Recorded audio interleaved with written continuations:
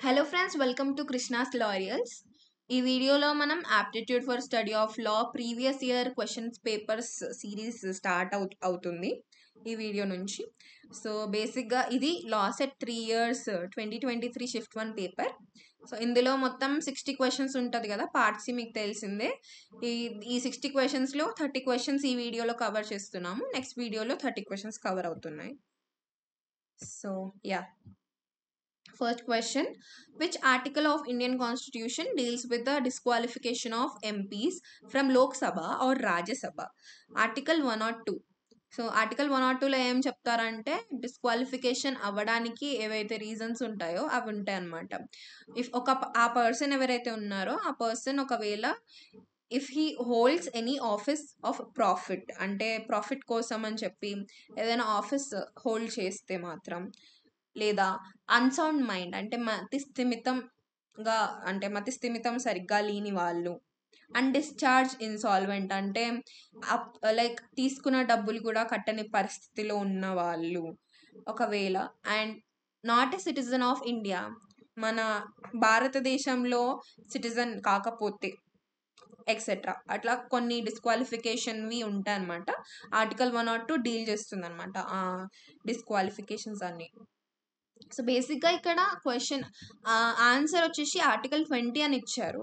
But article 20 relates to the convictions అనమాట. కొన్ని కన్విక్షన్స్లో ఏమంటారు, ఆఫెన్సెస్కి రిలేటెడ్ ఉంటుంది. బట్ దట్ ఈస్ రాంగ్ అనమాట. ఒకసారి మీరు క్రాస్ చెక్ చేసుకోవాలి ఎప్పుడైనా కానీ షీట్. ఓకే, సెకండ్ క్వశ్చన్ వచ్చేసి what powers does Rajya Sabha have with regard to money bills? Money బిల్స్కి వచ్చేసి రాజ్యసభకి చాలా లిమిటెడ్ పవర్ ఉంటుందన్నమాట. వాళ్ళు కొన్ని రికమెండేషన్స్ అయితే చేయగలుగుతారు కానీ రిజెక్ట్ అయితే చేయలేరు. రిజెక్ట్ కానీ అమెండ్ కానీ చేయలేరు అనమాట. So option 3, it can withhold the bill for 14 days to make recommendations. But అంతకన్నా ఎక్కువ అయితే పవర్ ఉండదన్నమాట. చాలా లిమిటెడ్ పవర్ ఉంటుంది రాజ్యసభకి. థర్డ్ క్వశ్చన్ వచ్చేసి who was the constitutional adviser to the constituent assembly? Sir Benegal Narsing Rau, ఇతను he's the constitutional adviser to the constituent assembly అనమాట. Fourth question: the concept of welfare state is included under the Constitution of India in Directive Principles of State Policy. బేసిక్గా మనకు fundamental rights ఉంటాయి. Fundamental rights లాగానే ఇవి కూడా directive principles of state policy కూడా almost similar. But the thing is, ఇవి అన్నీ state పైన, పర్టికులర్గా ఒక స్టేట్ పైన ఉంటుందన్నమాట. సో వెల్ఫేర్ స్టేట్ అంటే ఒక గవర్నమెంట్ స్టేట్ని ప్రొటెక్ట్ చేయాలి కదా. సో అలా it should also promote the economic and social wellbeing of it's citizens అనమాట. దానికి రిలేటెడ్ ప్రావిజన్స్ అనేవి డైరెక్టివ్ ప్రిన్సిపల్స్ ఆఫ్ స్టేట్ పాలసీలో ఉంటాయి. So, concept of welfare state is included in directive principles of state policy. Fifth question: Sarkaria Commission refers to center state relation అనమాట. ఇది బేసిక్గా Sarkaria commission అనేది setup చేసింది ఎందుకంటే to examine and recommend changes to the distribution of powers and responsibilities between central government and state government. Central గవర్నమెంట్కి ఇంకా state గవర్నమెంట్కి ఎన్ని పవర్స్ అండ్ రెస్పాన్సిబిలిటీస్ ఉంటాయి అకార్డింగ్గా డిస్ట్రిబ్యూట్ చేయడానికి అని చెప్పి ఈ కమిషన్ అనేది ఏర్పాటు చేయడం జరిగింది. So answer is center state relations. Sixth question: who was awarded the Gruber Prize for Justice 2002? F.S. Nariman. Seventh question: who was the first Chief Justice of Telangana High Court? మన Telangana form అయిన తర్వాత first chief justice వచ్చేసి justice TB Radhakrishnan. Answer is second option. So next question వచ్చేసి Ashby versus White case relates to breach of legal rights.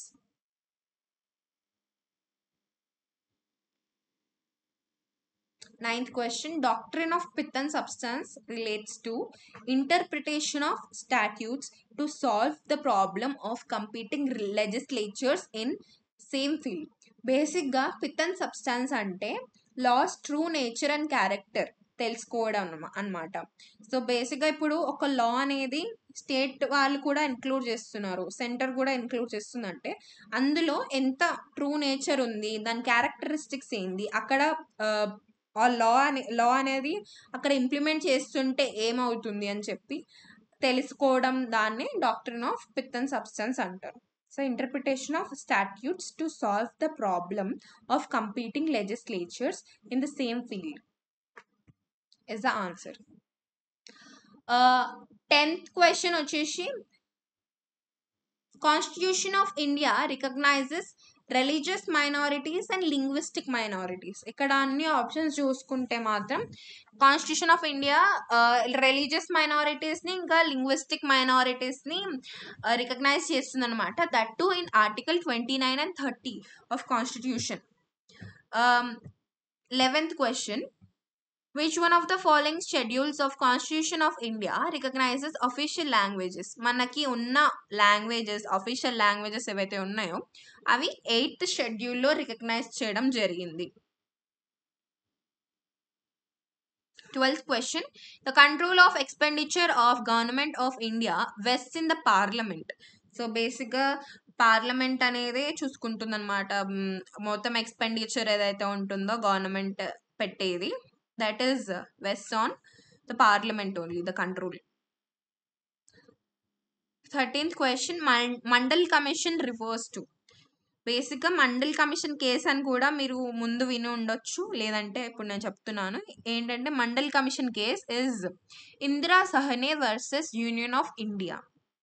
So మీకు ఇలా ఇంకొక question వచ్చినా కానీ యూ కెన్ ఆన్సర్ ఇట్ అనమాట. ఇంకొక ఎలా ఇస్తారంటే క్రీమీ లేయర్ కేస్ అని దేన్ని అంటారు అని చెప్పి ఇస్తారు. సో అది Mandal commission case, that is Indira Sawhney versus union of India.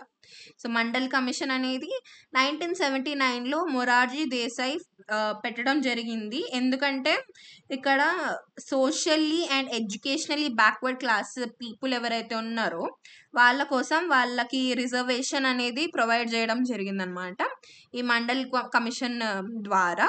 So it is related to reservation బేసిక్గా. అండ్ ఆర్టికల్ 15 and 16లో ఈ ప్రావిజన్స్ ఉంటాయన్నమాట, రిజర్వేషన్కి సంబంధించిన ప్రావిజన్స్. అయితే ఎడ్యుకేషన్ పరంగా అండ్ ఎంప్లాయ్మెంట్ పరంగా 2 ఆర్టికల్స్ కవర్ చేస్తాయి.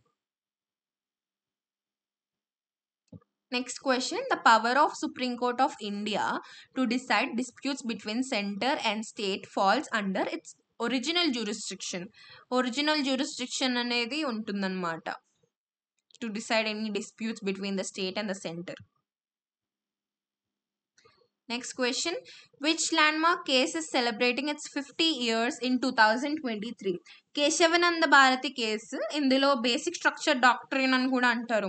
యాక్చువల్లీ కేశవనంద భారతి కేసులో ఏమవుతుందంటే అన్లెస్ అండ్ అంటిల్ ఒకవేళ బేసిక్ స్ట్రక్చర్ అనేది అమెండ్ అవ్వకపోతే, అంటే ఇప్పుడు బేసిక్గా అమెండ్ చేయొచ్చు కాన్స్టిట్యూషన్ కదా, మనకి ఇన్ని అమెండ్మెంట్స్ వస్తున్నాయి, ఇన్ని అమెండ్మెంట్ యాక్ట్స్ వస్తున్నాయి. సో ఈ అమెండ్మెంట్స్లో మన బేసిక్ స్ట్రక్చర్ ఏదైతే ఉందో కాన్స్టిట్యూషన్ది అదనేది తొలగించలేమన్నమాట. బేసిక్ స్ట్రక్చర్ అనేది ఇంపార్టెంట్, అది దీంట్లో చెప్పడం జరిగింది. And this is 13 judge bench అనమాట, చాలా లార్జెస్ట్ బెంచ్ అనమాట ఇప్పటి వరకు. అది 15 years సెలబ్రేట్ చేసుకోవడం జరిగింది 2023లో. Representation of People Act was enacted in the year 1951. So బేసిక్గా రిప్రజెంటేషన్ ఆఫ్ పీపుల్ అంటే ఎవరు ఉంటారు, పీపుల్ని రిప్రజెంట్ ఎవరు చేస్తారు, ద పాలిటీషియన్స్, రైట్. సో వీళ్ళు మన పార్లమెంట్లో కానీ స్టేట్ లెజిస్లేచర్లో కానీ రిప్రజెంట్ చేస్తారు కదా, దానికి ఒక యాక్ట్ అనేది చేయడం జరిగిందనమాట. అందులో రూల్స్ అండ్ రెగ్యులేషన్స్ ఉంటాయన్నమాట, ఎలా ఉండాలి, ఏం చేయాలి అని చెప్పి. సో అది 1951లో ఎనాక్ట్ చేయడం జరిగింది. Next question. Who is the attorney general of India as on May 2023? R Venkataramani. So ఇప్పుడు కూడా May 2023 అనే కాదు, ఇప్పుడు కూడా అతను ఈ ఆఫీస్ హోల్డ్ చేస్తున్నారు. Attorney general of India R Venkataramani is holding now also. So he is from 2023, he is holding the office of Attorney General of India. Next question. The first meeting of Constituent Assembly was held in the year 1946. Constituent Assembly గురించి first meeting 1946లో పెట్టడం జరిగింది. అది కూడా న్యూఢిల్లీలో constitution hall అనమాట. ఇప్పుడు అది central hall of parliament house అని చెప్పడం జరుగుతుంది. Next question. Lay off means terminating and employee at will of the employer అనమాట. సో బేసిక్గా లే ఆఫ్ అనేది ఎందుకు చేస్తారంటే, ఒకవేళ వర్క్ అనేది తక్కువ ఉంటే ఏదైనా ఇండస్ట్రీస్లో కానీ ఫ్యాక్టరీస్లో కానీ ఎక్కడైనా కానీ లైక్ వర్క్ ప్లేస్లో లే ఆఫ్ అనేది ఎందుకు ఉంటుందంటే, షార్టేజ్ ఆఫ్ వర్క్ అనేది తక్కువ ఉన్నా కానీ ఎకనామిక్ కండిషన్స్ని బట్టి ఆ ఎంప్లాయర్ లే ఆఫ్ అనేది చేస్తారు. Next question. S R Bommai's case is pertaining to president rule అనమాట. ఎస్ఆర్ బొమ్మాయి కేసులో ప్రెసిడెంట్ రూల్కి రిగార్డింగ్ ఉంటుందన్నమాట ఇందులో. Next question. Traffic in human beings is violation of right against exploitation. So బేసిక్గా ట్రాఫిక్ అంటే ఇప్పుడు హ్యూమన్ బీయింగ్స్ ఎవరైతే ఉన్నారో వాళ్ళని అందరినీ లైక్ అమ్మాయిలు కానీ చిల్డ్రన్ కానీ మెన్ అయినా కానీ వాళ్ళని కిడ్నాప్ చేసేసి అమ్మేయడం, దాన్ని ట్రాఫికింగ్ అంటారు అనమాట. సో ఇది వైలేట్ అవుతుంది. సో దీనికి పర్టికులర్గా మన ఫండమెంటల్ రైట్స్లో ఒక ఆర్టికల్ ఉందన్నమాట, article 23.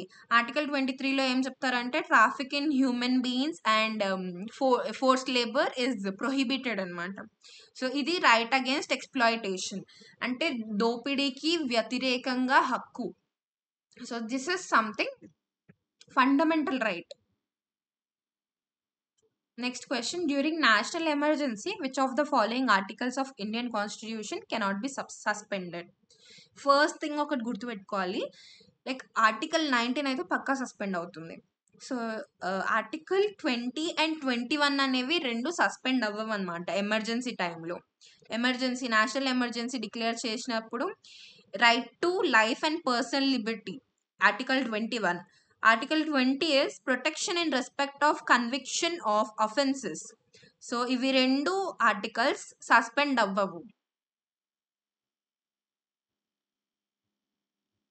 Which one of the following schedules of Indian Constitution lists the names of state and specifies their territories? So బేసిక్గా స్టేట్స్ కానీ యూనియన్ టెరిటరీస్ కానీ ఎక్కడ స్పెసిఫై చేసి ఉంటాయంటే షెడ్యూల్, ఫస్ట్ షెడ్యూల్. మీకు గనక అన్ని షెడ్యూల్స్ గురించి సపరేట్గా వీడియో కావాలనుకుంటే కామెంట్ బాక్స్లో చెప్పండి, సపరేట్గా అన్ని షెడ్యూల్స్ గురించి వీడియో పోస్ట్ చేయడం జరుగుతుంది. Next, R versus Tolson case relates to mistake of fact. బేసిక్గా ఆర్ వర్సెస్ టాల్సన్లో ఏమవుతుందంటే, ఒక ఆవిడ తన హస్బెండ్ తప్పిపోతాడు అనమాట. బేసిక్గా అంటే సీలో కొట్టుకుపోయిండు అని చెప్పి కొంతమంది అంటారు.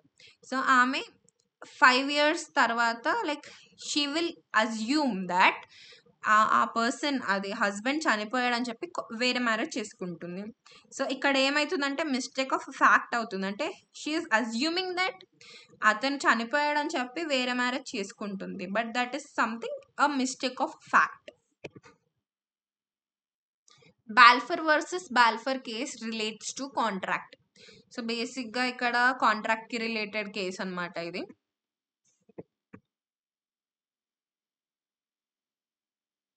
73rd and 74th constitutional amendments deals with local self-government. Local self-government అంటే గ్రామ panchayat samitis, zilla parishads, municipalities, municipal corporations, sarpanch, chairman, mayor ఇలా వస్తాయి అన్నమాట. అండ్ ఇందులో 3-tier సిస్టమ్ అనేది చేయడం జరిగింది. 1/3 రిజర్వేషన్ పక్కా ఉమెన్కి ఉండాలని చెప్పడం జరిగింది. So these 2 amendments are related to local self-government. A foreign citizen staying in India cannot claim right to equality before law. he can claim actually equality and under equal kabatti he can claim this. The freedom of trade and profession, he can't claim this thing anamata. Trade and profession అనేది claim చేయలేరు foreign citizens ఇండియాలో. Visakha versus state of Rajasthan case pertains to sexual harassment. So బేసిక్గా Visakha versus state of రాజస్థాన్లో work ప్లేస్లో కొన్ని ఇలా ఇందులో ఏమైందంటే వర్క్ ప్లేస్లో ఇట్లా సెక్షువల్ హరాస్మెంట్ అనేది జరిగింది. సో అది తొలగించాలి అని చెప్పడం జరిగింది. This is a landmark judgment. Work ప్లేస్లో వాళ్ళకి సేఫ్టీ కలిగించాలని చెప్పి. The Advocates Act 1961 deals with ethics and rules relating to advocates. Basic thing ఏంటంటే ఇక్కడ అడ్వకేట్స్ యాక్ట్ అన్నారు కాబట్టి అడ్వకేట్స్కి రిలేటెడే ఉంటుంది. సో ఇక్కడ అక్యూజ్డ్ కాదు, కోర్ట్ అండ్ క్రిమినల్స్ కాదు, క్రిమినల్స్ అండ్ అడ్వకేట్స్ కాదు, ఓన్లీ అడ్వకేట్స్ కాబట్టి it's regarding the ethics and rules relating to advocates. Next, last question. The Epidemic Diseases Act was enacted in which year? 1897లో enact చేయడం జరిగింది. This act is regarding the diseases అన్నమాట. ఇప్పుడు dangerous diseases వస్తాయి కదా, దానికి regarding act అనేది enact చేయడం జరిగింది. That is in 1897. So this is it. మిగతా 30 questions we will cover in another video. Thanks for watching.